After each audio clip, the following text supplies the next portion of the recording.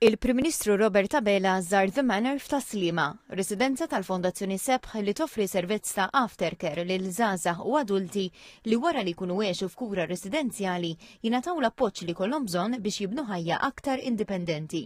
Matul iż-żjara akkumpanjat mill-Ministru għall-Politika Soċjali u d-Drittijiet tat-Tfal Michael Falzon u l-Kap Eżekuttiv tal-FSWS Alfred Grixti, il-Prim Ministru iltaqa' mal-professjonisti li jaħdmu mar-residenti u ddiskuta kif is-servizzi jgħinuhom iħejju ruħhom aħjar ħajja wara li tintem l-ordni ta' ħarsin. Palissa The Manor hija dar ta' 7 residenti. Ir-residenza kienet magħrufa bħala Dar Fatima u llum toffri ambjent fejn iż-żgħażagħ jgħixu b'mod aktar indipendenti, iżda jibqgħu jingħataw l-appoġġ professjonali biex ikomplu jistudjaw, jaħdmu u jibnu futur stabbli, anke bilan li xi darba jsiru sidin ta' darhom. Mingħajr il-għajnuna sfortunatament ħafna żgħażagħ jistgħu jispiċċaw bla saqaf fuq rashom, jista' jkun li jabbandonaw l-edukazzjoni biex jaħdmu u jagħmlu ħajjithom fil-kirju qatt ma jippruvaw jixtru. Jiġifieri importanti kull persuna għandhom l-għażliet tagħhom u jistgħu jażlu t-triq li jixtiequ huma.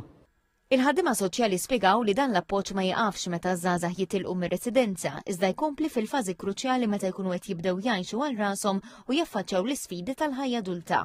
Dawn iż-żgħażagħ sfortunatament m'għandhom support network tajjeb, so anke jekk jitilqu minn hawnhekk aħna nofru dak it-tip ta' support dik il-cushion biex ngħinuhom jimxu l-qoddim. Matul din iż-żjara il-Prim Ministru tenna l-impenn politiku tal-Gvern li jsostni dan il-programm ta' aftercare għal żgħażagħ li għalqu 18-il sena u ma jibqgħux jgħixu f'istituzzjoni għall-adolescenti.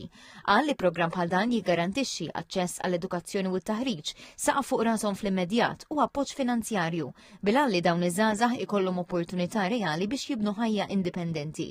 Dan is-servizz jifforma parti mill-ftehim bejn il-Gvern u l-Fondazzjoni Sebħ li permezz tiegħu ir-residenza tkompli topera. Din is-sena il-Gvern qed jinvesti 28.4 miljun euro fi ftehimiet soċjali pubbliċi ma' qdiet volontarji biex jipprovdu servizzi soċjali, kważi 3 miljuni aktar mis-sena li għaddiet.